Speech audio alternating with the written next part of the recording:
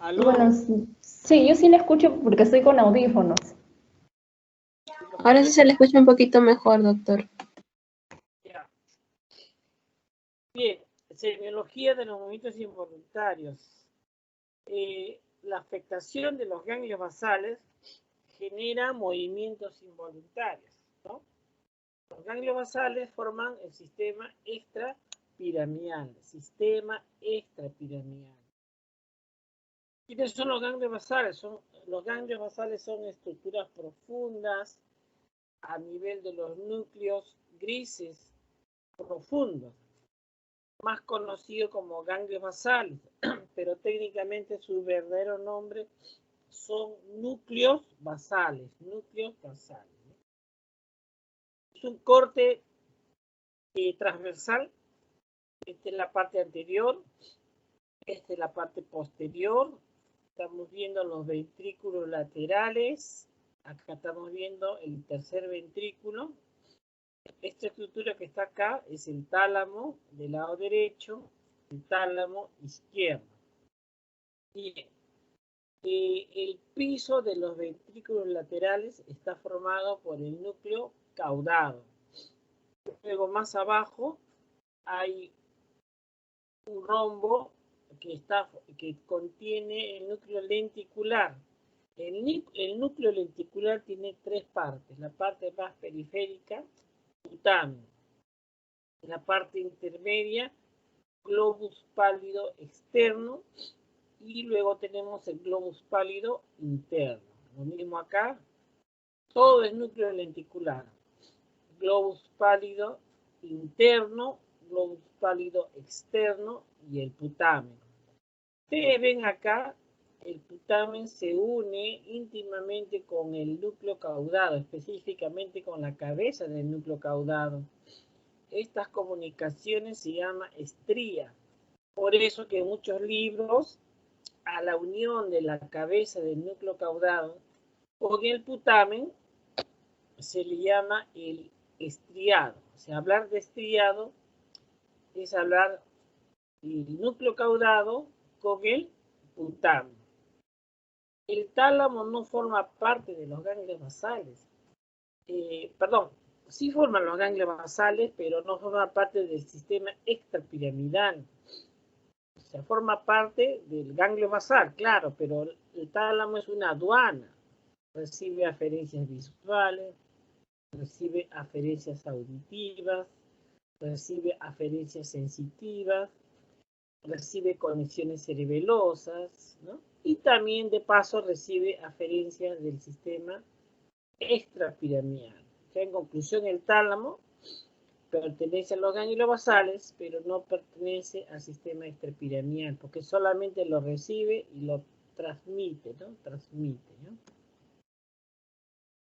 Este es un corte frontal o coronal, los ventrículos laterales, este es el núcleo caudado, este es el putamen, y esa conexión se llama estriado, la unión del núcleo caudado con el putamen. Luego tenemos el globo pálido externo y globo pálido interno. Acá tenemos el tálamo, pero el núcleo que se relaciona más, el que recibe las aferencias del sistema extrapiramidal es el núcleo ventrolateral del tálamo. Núcleo ventrolateral del tálamo. Ventro porque está adelante, ¿no? Lateral porque está un poquito al costado. Entonces, el núcleo ventrolateral del tálamo es que recibe las aferencias del sistema extrapiramidal y lo conecta con el área motora suplementaria. Luego, debajo del tálamo, tenemos una estructura pequeñita que se llama el núcleo subtalámico de Lewis. Esto, donde está el puntero. Núcleo subtalámico de Lewis. Y por debajo del núcleo subtalámico de Lewis, la famosa sustancia negra mesencefálica. Sustancia negra mesencefálica, ¿ya? No se olviden. Y acá tenemos también un corte frontal. Miren, lo más importante, antes que nada, miren ustedes acá. ¿Qué notan? Que entre el núcleo caudado y el núcleo putamen hay una separación de esta conexión de sustancia blanca. Esta es la cápsula interna.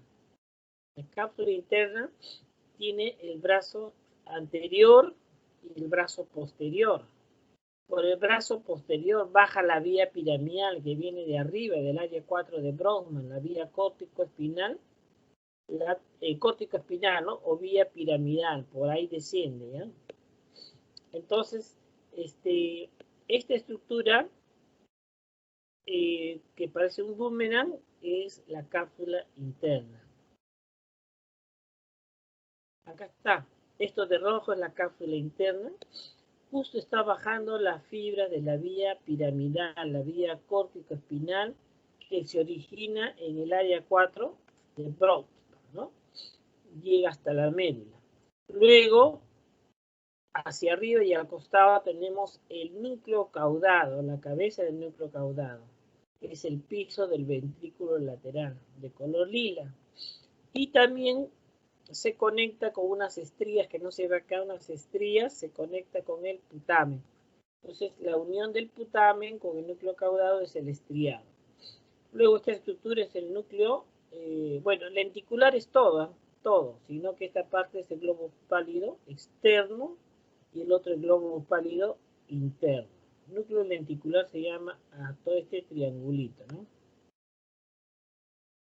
Acá tenemos, por ejemplo, esta estructura azulejo que vemos, ¿sí? Vendría a ser la cabeza del núcleo caudado, ¿sí? La cabeza del núcleo caudado. Luego acá tenemos el núcleo lenticular, ¿no? Que tiene el globus pálido externo, globus pálido interno. Este es el caudado, el cuerpo, la cola del caudado y termina en cuerpo amigdaliano, ¿no? Ahí termina, por eso que es el caudado, con su cabeza por acá. Lo que pasa es que acá hay unas estrías que comunican, ¿no? ¿Ya? Las diferentes partes del caudado. Y de color rojizo tenemos pues el tálamo con la parte inferior que es el pulvinar. Acá tenemos, por ejemplo, un tumor de ganglio basal. Tumor de ganglio basal derecho, astrocitoma, ¿no? Como por acá va a bajar la vía piramidal, va a cruzar al otro lado, este paciente necesariamente va a tener una hemiplegia contralateral por daño de la vía piramidal, pero por daño del sistema extrapiramidal,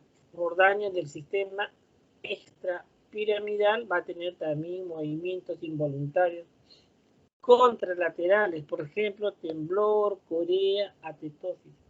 Entonces, este paciente en su historia clínica va a tener cefalea, hemiparesia izquierda y diskinesia. Diskinesia es el término técnico para hablar de movimientos involuntarios, ¿no? Un astrocitoma, ¿ya? Bien, ¿cuál es la semiología del sistema, de la alteración del sistema extrapiramidal? Es el temblor. Hay varios tipos de temblor. Rigidez, bradicinesia, el signo de la rueda dentada. Diskinesia. ¿Cuáles son las diskinesias? Puede ser los movimientos coreicos, movimientos atitóxicos o las distonías. El temblor es lo más fácil de reconocer. Es un temblor porque es rítmico, de amplitud mediana, de tipo oscilatorio. El temblor es la patología de movimientos involuntarios más frecuente en la práctica clínica. De todas las diskinesias, el temblor es la más frecuente, ¿no? Hay que observar el patrón del temblor, de que si es miembro superior, si es simétrico, o es de un hemicuerpo, hacer la historia clínica para buscar la causa, los antecedentes familiares, por ejemplo, temblor esencial tiene antecedentes familiares, el examen físico para ver si tiene rigidez, si tiene bradicinesia, etcétera, etcétera. O sea, hay que investigar todo tipo de temblor. Miren, el más frecuente es el temblor esencial. Luego viene el temblor parkinsoniano, ¿ya? Y luego viene el tercero, temblor psicógeno. Los demás son raros. El temblor parkinsoniano, eso vamos a tratarlo, es un temblor de reposo, mientras que el temblor esencial es un temblor postural. El temblor parkinsoniano es asimétrico porque comienza en un lado, luego se pasa al otro lado después de años. En cambio, el temblor esencial es simétrico, generalmente en miembro superior. El temblor psicógeno se parece a un temblor fisiológico, pero gatillado por ansiedad, ¿no? Por pánico, ansiedad. El temblor esencial, ese temblor esencial es la más frecuente de todos los temblores, no afecta a miembros inferiores, afecta miembros superiores preferentemente en forma simétrica. No se sabe la causa, pero se ha encontrado alteración en el cromosoma 2, cromosoma 3, con una alteración en la síntesis de algunas proteínas, ¿no? El LINGO, por ejemplo, el LINGO 1, entonces alteración genética de estos cromosomas, de un gen, que altera la síntesis de una proteína. También se ha postulado que puede haber una hiperactividad de la oliva, la conexión de la oliva vulvar con el cerebelo, ¿no? La conexión de la oliva vulvar con el núcleo dentado cerebeloso, y eso genera una alteración de la ritmicidad tálamo-cortical. El tratamiento de temblor esencial es el propanolol, y a los que son alérgicos al propanolol o tienen asma bronquial, primidona. ¿Ya? El alcohol también, son pacientes que cuando beben una copa de alcohol le calma el temblor. El temblor psicógeno es exacerbado, producido por el estrés, una descarga vegetativa con taquicardia, taquimnia, ¿no? Y temblor por descarga simpática, ¿ya? El temblor por descarga adrenérgica. Uno se pone nervioso, el corazón empieza a latir, empieza a sudar, empieza a respirar rápido, ¿no? Empieza a deglutir saliva y de paso un temblorcito, ¿no? Es una actividad exacerbada del simpático. Tratamiento, psicoterapia al paciente y tratamiento para la ansiedad. Tratamiento de la ansiedad. Temblor asociado a medicamentos, por ejemplo, muchos médicos que no conocen a un viejito que tiene mareo, le clavan sinaricina y el paciente al día siguiente regresa: doctor, ya me curé del vértigo, ya no tengo mareos, pero ahora me ha empezado Parkinson. Dice, ¿por qué? Porque mi mano está que tiembla. No es Parkinson, es temblor medicamentoso que comenzó el día de ayer, o la sinaricina, flunaricina, ¿ya? También metoclopramida, que se usa para dispepsias, ¿no? Para náuseas, vómitos, ¿no? Metoclopramida, etcétera, etcétera, ¿no?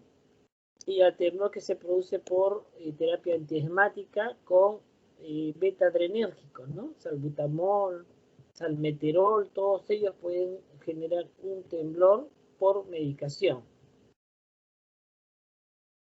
¿A qué se llama parkinsonismo? Decir parkinsonismo es diferente a decir enfermedad de Parkinson. El parkinsonismo es un síndrome parkinsoniano también le dicen. En cambio, la enfermedad de Parkinson es una entidad, una nosología propia, ¿ya? Entonces, nosotros ya decimos síndrome parkinsoniano aquel paciente que tiene temblor, sea de reposo, sea postural, bradicinesia, que tenga rigidez y que tenga alteración de los reflejos posturales con caídas, ¿sí?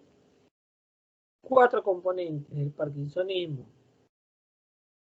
temblor, bradicinesia, rigidez y alteración de los reflejos posturales. Con esto se necesita 2 o 3 para hacer el diagnóstico de síndrome parkinsoniano, que no es lo mismo que la enfermedad de Parkinson. Hay otro tipo de parkinsonismos degenerativos, ¿no? Aparte de la enfermedad de Parkinson, por ejemplo, la atrofia multisistémica. Además de alteración del sistema extrapiramidal, se altera el sistema cerebeloso, se altera la vía piramidal y se altera el sistema autonómico, ¿no? Hipotalámico. Por eso se llama atrofia multisistémica. Otro es la enfermedad del cuerpo de Lewis, con demencia o sin demencia del cuerpo de Lewis, también da un síndrome parkinsoniano, ¿no? Otro es la parálisis supranuclear progresiva o la enfermedad de Still-Richardson, que es una oftalmoplegia vertical acompañado de síndrome parkinsoniano con caídas. Principalmente este paciente debuta más que nada al inicio con caídas, ¿no? Y otros que son más raros. También tenemos Parkinson postencefalítico, personas que han tenido encefalitis herpética, se curan del herpes y quedan con un síndrome parkinsoniano, ¿no? Postencefalítico, ¿ya? Sarampión también, encefalitis por sarampión puede dejar secuelas, ¿no? Parkinsonismo postraumático de los boxeadores, uno de ellos es Muhammad Ali, no sé si ya falleció, boxeador y está con un parkinsonismo postraumático. Parkinsonismo vasculares, multiinfarto cerebral, hemorragia intraparenquimal, etcétera, etcétera, ¿no? Por eventos vasculares producen un síndrome parkinsoniano secundario. Hidrocefalia obstructiva, comunicante, no comunicante, tumores que ocupan espacio, etcétera, ¿no? Tóxicos. Este tóxico más importante, el MPTP, resulta que antes no se podía reproducir Parkinson en animales para fines de investigación. Entonces tenían que estudiar directamente a los humanos, ¿no? Y era más difícil. Pero una vez llegaron en Los Ángeles, en una emergencia llegaron 15 jóvenes con síndrome parkinsoniano, temblor, rigidez, bradicinesia. Entonces los médicos de emergencia se preocuparon, ¿no? Qué raro que los 15 les haya pasado esta misma entidad, un síndrome parkinsoniano. Y los 15 venían de una reunión social, de una fiesta, del mismo salón de baile, ¿no? Y los 15 habían consumido heroína. Entonces al investigar bien la heroína, creo que uno de ellos dijo, parece que nos han vendido heroína pamba, ¿no? O sea, heroína alterada. Lo llevaron al laboratorio químico y encontraron que a la heroína lo habían mezclado con esta sustancia, el MPTP. Eso les indujo el síndrome parkinsoniano. Entonces descubrieron que esta sustancia lo aplicaron a los animales y a los animales le generaron un síndrome parkinsoniano, a los hámster, y de ahí ya se podía hacer investigaciones, pues, ¿no? Diagnóstico, investigación de tratamiento, y eso fue un avance tremendo para que se desarrollara bastante el avance y el tratamiento de la enfermedad de Parkinson, ¿no? Bien. Medicamentos, por ejemplo, bloqueadores de receptores de dopamina como los antipsicóticos, haloperidol, risperidona, etcétera, ¿no? Antieméticos como metoclopramida bloquean los receptores dopaminérgicos y generan un síndrome de parkinsoniano. Bloqueadores canales de calcio como la sinalicina, flunalicina, que ya les comenté que se usa mucho en vértigo, pero no usar en personas de la tercera edad. Algunos anticonvulsivantes también pueden dar parkinsonismo, como la fenitoína y el valproato sódico o ácido valproico, ¿no? Y otros medicamentos más raros. Bien, nos enfocamos en la enfermedad de Parkinson. Ya famosa, temblor, rigidez, bradicinesia. La famosa rueda dentada es la asociación de rigidez bradicinesia. Cuando tiene rigidez y temblor, rigidez y temblor, sale el signo de la rueda dentada, ¿sí? Y después de varios años ya se agrega un cuarto componente que es la inestabilidad postural, alteración de los reflejos posturales con caídas. Lo característico del Parkinson es un temblor en reposo, tipo cuentamonedas, ¿ya? Asimétrico, A diferencia del temblor esencial, que es un temblor postural, cuando levanta las manos y es simétrico. El temblor parkinsoniano puede afectar en miembros superiores o también miembros inferiores, ¿ya? Y se asocia a rigidez y bradicinesia. Estos dos componentes, ¿no? Rigidez, lentitud, o sea, rigidez, dureza, bradicinesia, lentitud. Y cuando camina tiene una marcha típica, ¿no? La marcha festinante, la marcha parkinsoniana, donde el paciente no puede comenzar a caminar, tiene que arrancar el motor, tiene que hacer varios gestos, como taconear, y después de 3 minutos de taconear recién empieza a caminar a pasos cortos y no levanta bien el pie, no levanta, ¿no? Esta marcha es magnética. Acá tenemos un paciente con flexión de la espalda, ¿no? Una dorsiflexión, una cifosis fisiológica, está rígido, miembros superiores y la fase es inexpresiva, mira. El temblor de reposo va de 4 a 7 Hz en el temblor parkinsoniano, disminuye con movimiento y aumenta con las emociones y con el estrés y desaparece durante el sueño, ¿ya? Hay un síndrome que se llama camptocornia, descubierto por Paul Richter en mujeres o varones que hacen flexión dorsal. Una flexión dorsal mantenida y cada vez avanza, ya prácticamente llega a angular 90 grados, ¿no? Camptocornia, creo que se llama, sí. Luego que pasan los años de la enfermedad de Parkinson, se agregan cambios posturales. Cuando el paciente gira, se cae. No puede girar, camina derecho y gira con mucha dificultad. La postura encorvada, ya mencioné, y la marcha festinante arrastrante, ¿no? No hay balanceo de los brazos con caídas frecuentes. Bueno, esto debería ser un video, ¿no? Para ver de que esta manito tiembla, tipo cuentamonedas. Imagínense que está temblando.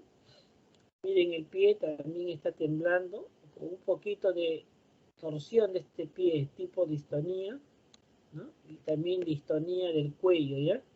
El Parkinson puede acompañarse de un poquito de distonía cervical, está lateralizando el lado izquierdo, y también del pie. Pero la mano está temblando y cuando ustedes la examinan en la muñeca van a encontrar rigidez, ¿no? Con lentitud de movimiento. Si le decimos abre y cierre las manos, lo va a hacer lentamente. Si le hacen maniobras de flexión y extensión, en los miembros inferiores se encuentra una rigidez acá severa y en este lado van a encontrar una rigidez leve. El temblor acá es más evidente y acá es un temblor leve. Por eso el Parkinson es asimétrico, ¿no? En el Parkinson izquierdo, en el otro lado es incipiente.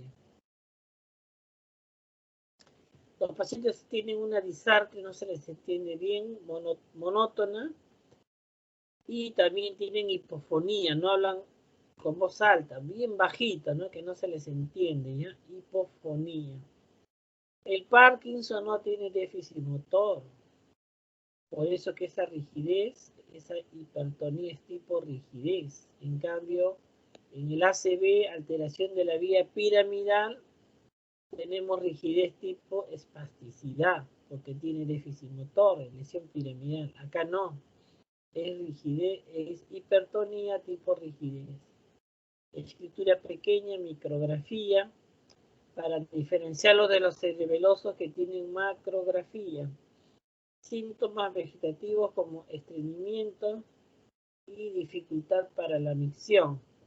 Y al final, después de muchos años, deterioro de las funciones cognitivas de la memoria, ¿no? ¿Cuál es la fisiopatología? Miren, este es mesencéfalo. ¿Por qué sé que es mesencéfalo? Porque este es el acueducto de Silvio, ¿ya? Y acá tengo pedúnculo cerebral izquierdo, pedúnculo cerebral derecho. Entre el pedúnculo cerebral y el tegmento mesencefálico, la sustancia negra. Acá se ve blanco porque ya perdió sus neuronas dopaminérgicas. La dopamina es una sustancia oscura. acá se ve un poquito oscuro, ¿sí? Todavía tiene algo de dopamina, pero acá no tiene nada de dopamina. O sea, el Parkinson empezó por este lado. Luego ya se hace bilateral.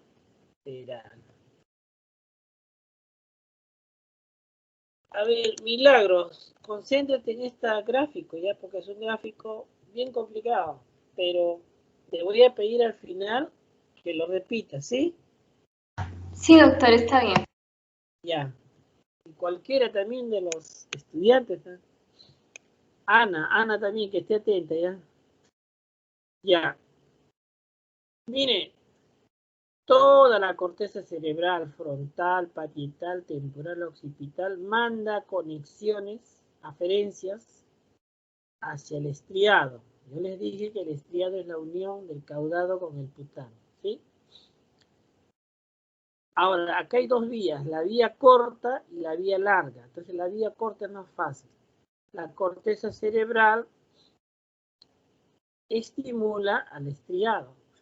Y el estriado lo que va a hacer es inhibir el globus pálido interno.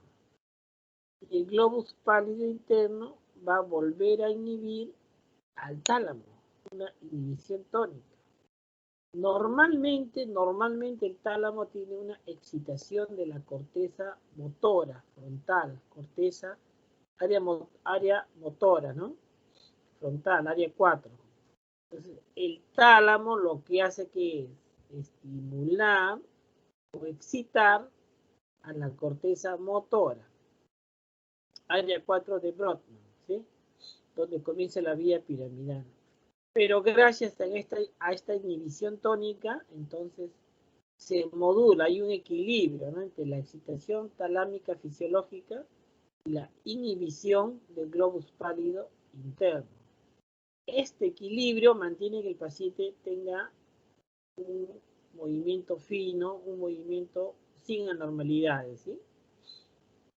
Ya, esta es la vía corta, ¿no? La vía corta comienza en la corteza cerebral, estimula el estriado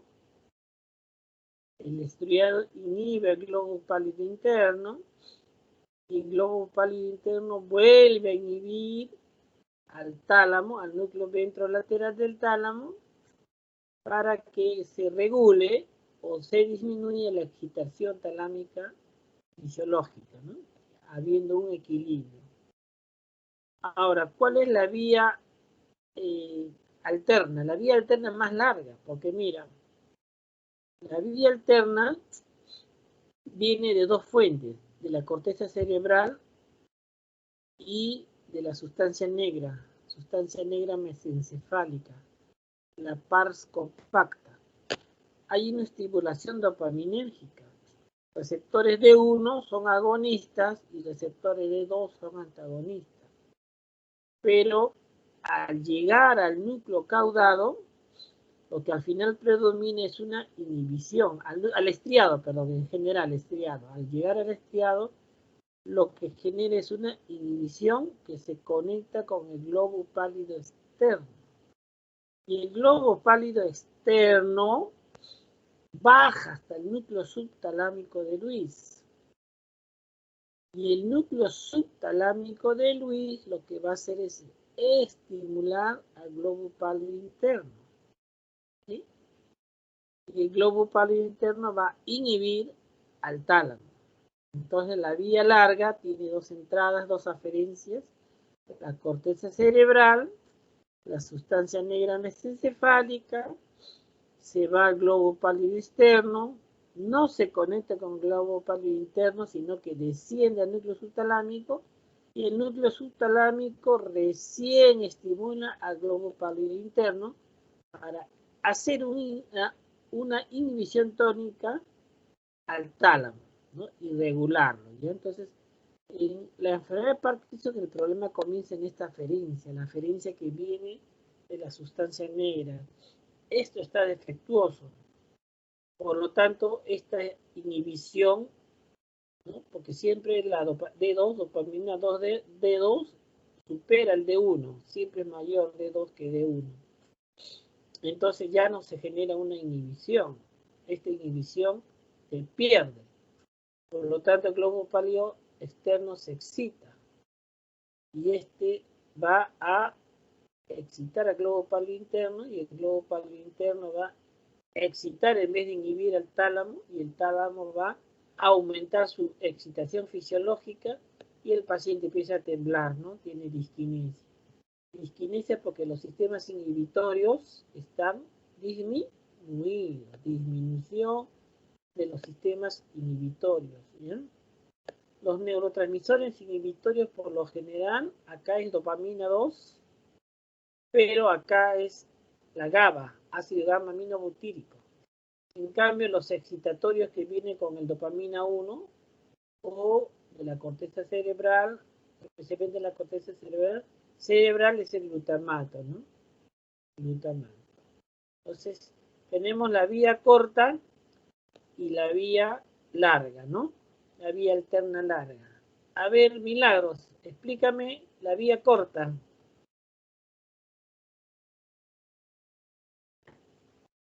Ya, doctor. Bueno, de la corteza van a haber unas aferencias que van a estimular al núcleo estriado, que está formado por el núcleo caudado más el putamen. Y esto a su vez va a inhibir al globo pálido interno. Y este globo pálido interno va a inhibir al tálamo. Y va a regular la corteza motora, para ser específicos, en el área 4. Muy bien, te ha salido excelente el circuito corto porque es más fácil, ¿no? Entonces el tálamo va a regular disminuyendo la excitación talámica fisiológica. Ahora sí, circuito largo. Ya, bueno, con respecto al circuito largo, las vías van a salir de la corteza cerebral y también de la sustancia negra. Va a haber D1 y D2. D1 es agonista, D2 es antagonista. Van a ir al núcleo estriado y va a generar una inhibición en el globo pálido externo. Y esto va a estimular al globo pálido interno y va a haber una inhibición del tálamo. Espérate, hace la vía larga, el globo pálido externo, ¿a dónde va? Hay al núcleo subtalámico. Y ahí, De ahí va a estimular el globo pálido interno. y ahí. Después va a inhibir al tálamo. Muy bien. A ver, Ana, explicación de la vía corta y después la vía larga. Ya, doctor. La corteza cerebral va a tener aferencias en el núcleo estriado, que está conformado por el núcleo caudado y el putamen. A su vez, va a inhibir al globo pálido interno y también va a haber una inhibición del tálamo, que a su vez va a disminuir la excitación en la corteza frontal. De esa manera va a haber un equilibrio, sobre todo en el área motora. Muy bien, la vía larga. La vía larga, bueno, las aferencias de la corteza cerebral llegan al núcleo estriado, pero también ahí tiene que ver la sustancia negra, donde van a haber receptores dopaminérgicos, que son agonistas en D1 y antagonistas en D2. Esta, a su vez, van a actuar sobre el globo pálido externo, van a inhibir. Este globo pálido externo va a descender al núcleo subtalámico de Lewis. A su vez también va a inhibir el globo pálido interno y después también va a inhibir al tálamo, que va a hacer una disminución de la excitación en la corteza frontal. Cuando hay... Sí, doctor. Ya.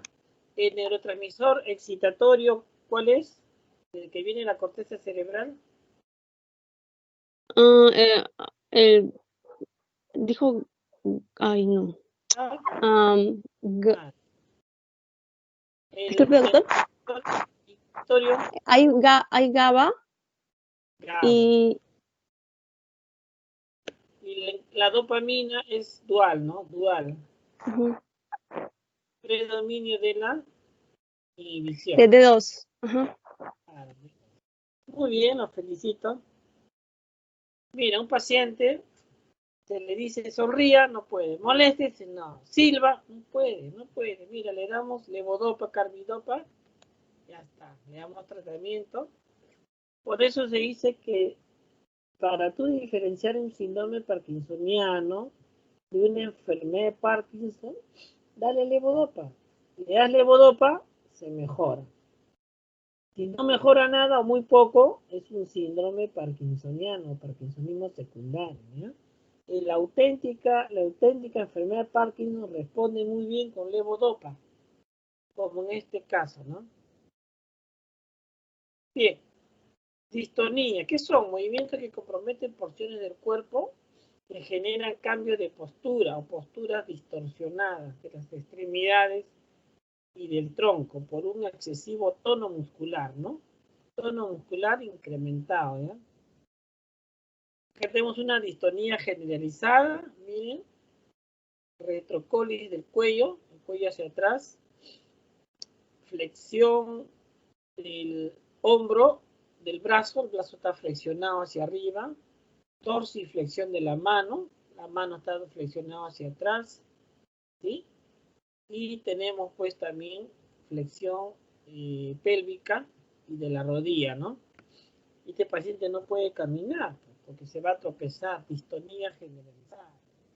¿Qué es una distonía? Es contracción muscular sostenidas, espasmódicas, que generan necesariamente torsión. Si no te tuerce, no es distonía, tiene una torsión de la postura fisiológica normal, ¿ya? Entonces, al haber torsión, genera posturas anormales. También hay distonías focales, como es la tortícolis. ¿Han visto personas con el cuello torcido? Tortícolis por distonía focal. Hay personas que tienen solamente torcido o contraído los párpados, blefaroespasmo. Hay otros que tienen contraído la mandíbula con el trismus, compresión mandibular, ¿no? Hipertonía mandibular y de la lengua, oromandibular. Por ejemplo, este paciente tiene, ¿qué tiene? Tiene dos cosas, laterocolis, el cuello está doblado hacia el costado, y retrocolis. Colis significa cuello. Laterocolis a la derecha y retrocolis hacia atrás, ¿no? Una distonía cervical. Puede ser un paciente con cuadro psicótico que le hayan dado pues aloperidol. Por eso que actualmente ya no se usan los antipsicóticos antiguos, la clorpromacina, aloperidol, eso ya está desapareciendo. Ahora, la risperidona es una combinación de los nuevos con los viejos, ¿no? Tiene poco efecto extrapiramidal, pero tiene. En cambio, los nuevos medicamentos antipsicóticos como la clozapina, quetiapina o lanzapina no tiene casi ningún efecto extrapiramidal, ¿no? ¿Qué se encuentra en la distonía? Hay alteración del sistema extrapiramidal, especialmente del estriado, ¿no? Núcleo caudado y putamen también está implicado, ¿ya? Y también puede haber distonías focales de un solo miembro, ¿no? Por una plexopatía o lesión periférica del nervio. Hay enfermedades metabólicas que producen distonía. Por ejemplo, este paciente tiene acumulación de cobre en los ganglios basales. Un paciente, una enfermedad genética que hace que tenga problemas con el transportador de cobre para eliminar del organismo y se acumula cobre en los ganglios basales, especialmente en el estriado y el núcleo lenticular también, y a nivel del hígado, produciendo una cirrosis, ¿ya? Cirrosis hepática. Empieza a los 40 años, ¿no? Etcétera, etcétera. ¿Cómo se llama esta enfermedad? A ver, un voluntario. Enfermedad de Wilson, doctor. Muy bien. ¿Quién habló? Yo, Ana. Ana, muy bien. La enfermedad de Wilson es una enfermedad genética por acumulación de cobre en los ganglios basales y en el hígado. Por eso le llaman síndrome hepatolenticular, ¿no? o hepato cerebral por acumulación de cobre, ¿ya? Hay que darle tratamiento quelante, hay medicamentos quelantes de cobre para barrer un poco esta acumulación. El paciente genera distonía y también un poquito de corea, una combinación de distonía y corea. Otro, miren, son niños que tienen grandes torsiones del cuerpo, una distonía generalizada o un poquito de atetosis en la mano. Esos movimientos de la mano, pequeños tipo aleteo, son atetosis. Atetosis en la mano, torsión del cuello, torsión del miembro inferior, los dos están torcidos, y el cuello, miren. Esta es la enfermedad de Halle-Borden-Spass. Es parecido al anterior. Eso se llama el signo del ojo del tigre. Solo que en el Halle-Borden-Spass es una enfermedad genética que hay deficiencia en el metabolismo de una proteína por deficiencia de una enzima, se llama pantetonato quinasa. La deficiencia del pantetonato quinasa genera acumulación de hierro. Hierro acá en los ganglios basales, ¿sí? Entonces, al haber acumulación de hierro, genera pues esa distonía de torsión combinado con atetosis, ¿no? ¿Ya? Esta enfermedad también se trata con agente quelante para barrer el hierro. Es lo mismo que Wilson. El agente quelante se llama D-penicilamina. Hay una deficiencia pues de una enzima, que es la pantetonato quinasa. Halle-Borden-Spass. Corea. Corea significa danza, significa baile, ¿ya? Movimiento involuntario, irregular, abrupto, sin propósito, sin ritmo, siendo la más famosa la Corea de Huntington. La Corea de Huntington son familiares, hereditarios, son varios miembros de la familia, que se presentan a los 50 años aproximadamente, en la etapa adulta, recurso progresivo. Una vez que comienza la Corea, ya no para. Y al final termina con una demencia, ¿no? Deterioro cognitivo. En la tomografía se ve que hay una atrofia severa de la cabeza del núcleo caudado. Bueno, este no es un video, pero la paciente está bailando, miren, está torciendo el pie, torciendo la mano, haciendo muecas con la cara. Mira hasta dónde levanta el pie, ¿no? Lo levanta grandemente, hace un ritmo, y acá está intentando hacer un baile, ¿no? Entonces, Corea de Huntington, familiar. Acá también el paciente está moviendo el cuello, mueve la cabeza, mueve la mano. Son movimientos amplios, arrítmicos, totalmente arrítmicos, estereotipados, sin propósito, que simula una danza, igual que la coreografía, ¿no? Hay otro tipo de Corea que no es por la de Huntington, ¿ya? Por ejemplo, Coreas, o también le llaman Huntington-like, ¿no? Similar a Huntington, como la coreatetosis invertida familiar, Corea benigna familiar, Huntington-like. O Corea secundaria, por ejemplo, Corea por reumatismo, ¿no? Donde hay infección de estreptococo de las articulaciones y también daña las válvulas del corazón y también daña pues el estriado, ¿no? El núcleo caudado especialmente, dando corea. Encefalitis por herpes simple que puede generar corea, ¿no? Yo he visto corea en un paciente con diabetes, debuta con 500 de glucosa, presentaba una corea bien típica, ¿no? Corea por lupus, intoxicación de monóxido de carbono, manganeso, otras, ¿no? Hipertiroidismo puede debutar con corea, hiperglicemia, eso sí he visto, etcétera, etcétera. La más famosa es la Corea Huntington, ¿sí? ¿Cuál es la característica? Corea, tipo Huntington. Parkinsonismo. ¿Qué tiene el parkinsonismo? Tiene más que nada la bradicinesia y la rigidez, ¿ya? Algunas posturas históricas pueden acompañarse en los pies, la mandíbula, sacudidas tipo mioclonía, sacudidas de las extremidades amplias, mioclonía, y algunos tienen trastorno de la marcha, pero se acompañan de enfermedades psiquiátricas. Muchos pacientes con Huntington comienzan con psicosis, alteración de la personalidad, agresividad, conductas compulsivas, ¿no? Ideas obsesivas, cuadros psicóticos, y al final termina con un cuadro de demencia, disfunción ejecutiva, ¿no? ¿Cuál es el problema en la Corea de Huntington?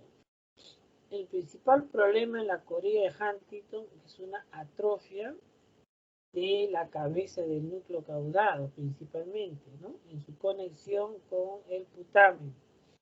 La cabeza del núcleo caudado tiene una célula muy conocida que se llama neurona espinosa de tamaño intermedio, neurona espinosa intermedia, que tiene múltiples dendritas. Miren, estas dendritas tienen su botón dendrítico, ¿no?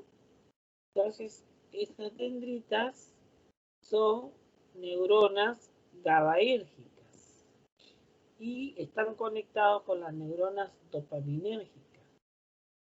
Entonces, vamos a tener que en estos pacientes hay una hiperfunción dopaminérgica, ¿ya? A diferencia de Parkinson, que hay una hipofunción dopaminérgica, en la Corea de Huntington hay una hiperfunción dopaminérgica. Y eso va a generar, pues, que la inhibición de la neurona espinosa no se dé. Por lo tanto, el tálamo va a recibir una excitación, ¿no? ¿Por qué? Porque estas neuronas espinosas se conectan con el globus pálidos interno y el globus pálido interno con el tálamo y no va a poder inhibir. Se pierde la inhibición, ¿ya? Hay otras neuronas no espinosas que son grandes, estas neuronas espinosas de tamaño intermedio y de tamaño pequeño también. Pero las que fallan principalmente son las neuronas espinosas de tamaño intermedio y son productoras de GABA. Al no haber GABA, al final lo que hay es una excitación de las neuronas piramidales, ¿sí? Entonces, acá hay una deficiencia de las neuronas espinosas. Cambios en la personalidad, cuadro demencial, presenta el signo del ordeñador. Si tú le pones el dedo, ellos te cogen con la mano y hacen como si estuvieran ordeñando la vaca, ¿no? No sé si me logran ver, no creo. Pero mi dedo estoy con la otra mano ordeñando el dedo, propio de la enfermedad de Huntington, signo del ordeñador, ¿ya?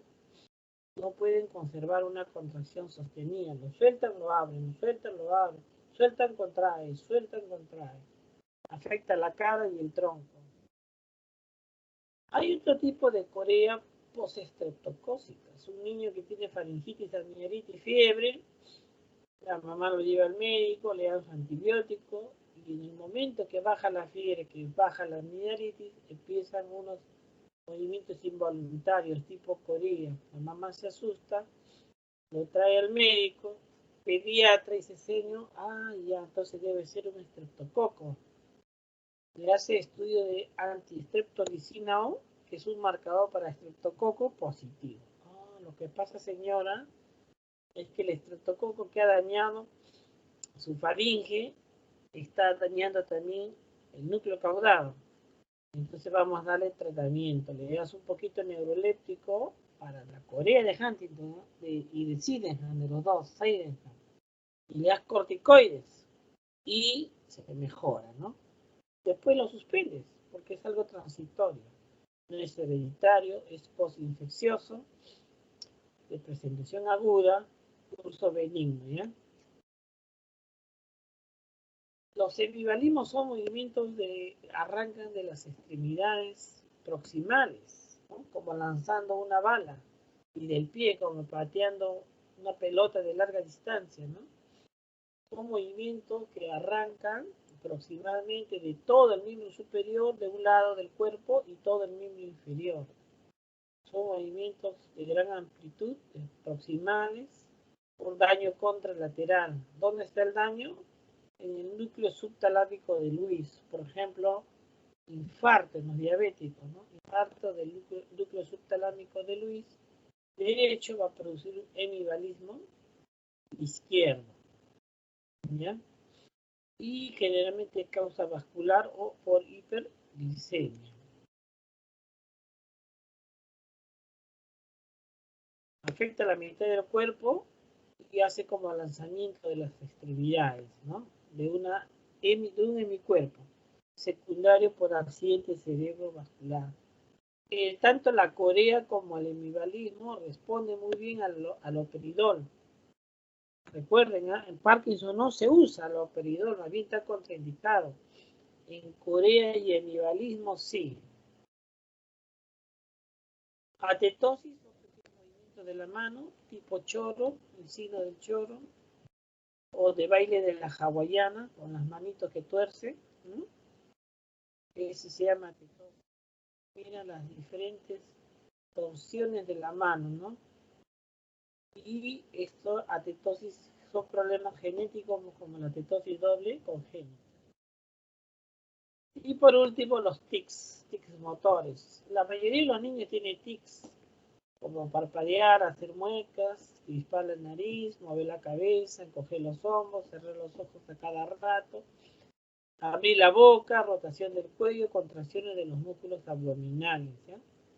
Estos tics, cuando sobrepasan, ya se hacen muy severos y se hacen de mucho tiempo, ya constituyen una enfermedad que se llama la enfermedad de Gilles de la Tourette, donde tiene múltiples tics, pero además se acompaña de coprolalia, ¿no? Los pacientes hacen unos sonidos feos con palabras soeces incluso, ¿no? Es ya como enfermedad de Gilles de la Tourette. Es bien raro, pero lo más frecuente de los niños son tics, que son transitorios porque después se les pasa, ¿no? Puede ser complejo también cuando se acompaña de patadas, sobresaltos, doblarse el cuello, etcétera, etcétera. Ecopraxia, imitar los movimientos de los demás. Ecopraxia, le gusta imitar. Y copropraxia, realizar gestos obscenos. Lo más importante de los tics complejos motores es que se puede controlar parcialmente, ¿no? Un niño que venía a la consulta sacudiendo la cabeza, torciendo, y le digo, te voy a dar un chocolate de mi consultorio, saqué un chocolate, quiero que estés un minuto sin moverte. El paciente hizo un esfuerzo descomunal, se quedó quieto un minutito, pero después ya doctor, ya quiero moverme, ya muévete, y ahí le hizo un chocolate, ¿no? O sea, se puede controlar con mucho sufrimiento, ¿ya? Bien, preguntas de síndrome extrapiramidal.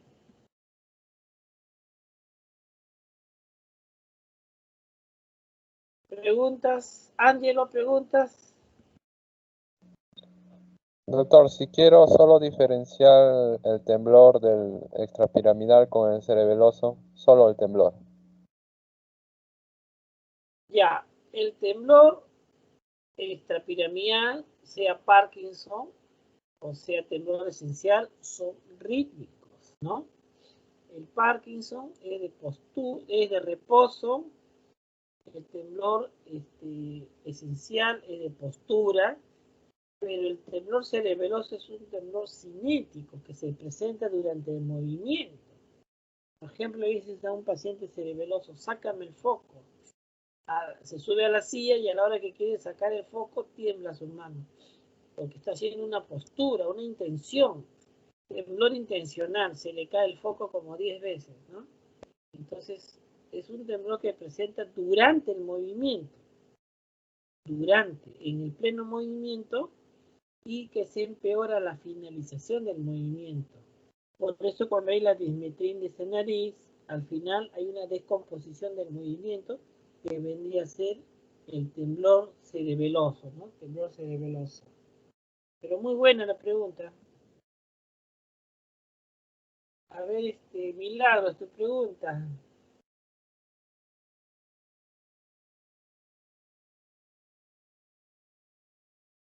Milagros. Sí, sí, doctor.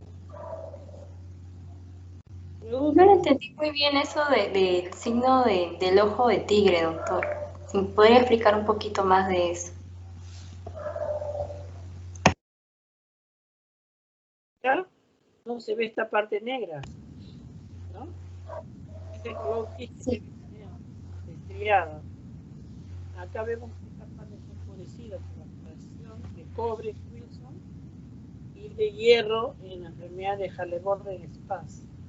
Por eso se ve un tigre viejo con ojos cansados en la resonancia. Signo del ojo de tigre cansado. Signo de la imagen. A ver, cualquier otro alumno que quiera preguntar. Gracias, doctor.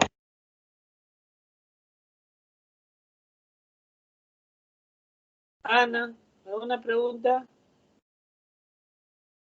Doctor, en el caso de la enfermedad de Wilson, em, si se detecta tempranamente al paciente, ¿tiene un tiempo de sobrevida largo o no?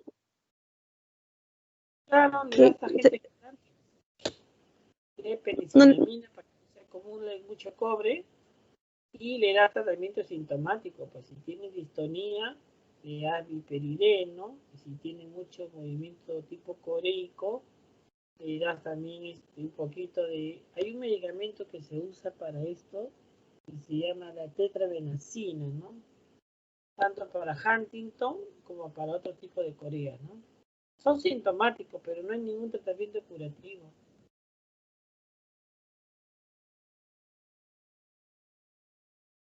o sea, igual eventualmente va a llegar el paciente de repente a fallecer con Pero el si no le tiempo. haces tratamiento, más rápido va a fallecer, pues rapidito pierde calidad de vida, ¿no? Pues si tú le manejas bien, lo puedes Ujú. mantener lo más que se pueda, pues, hasta donde se pueda, ¿no? Sí, doctor. Pero usted dijo que se presenta en más o menos alrededor de los 40 años, ¿no? Así es. Mueren temprano, pues, obviamente, ¿no? Depende del cuidado médico. ¿Cuál es el tratamiento para Parkinson? Ah, el... ah, no. Mm, Levodopa, no. carbidopa, ¿no? Levodopa, carbidopa. Ahora han salido agonistas dopaminérgicos, ¿no? Como el pramipexol, que estimulan directamente los receptores dopaminérgicos, D2, ¿ya? En cambio, la levodopa en el organismo se tiene que transformar en dopamina para que recién estimule los receptores dopaminérgicos.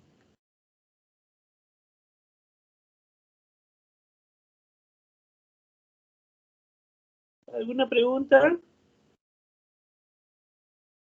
Bien, estamos ya. Muy bien.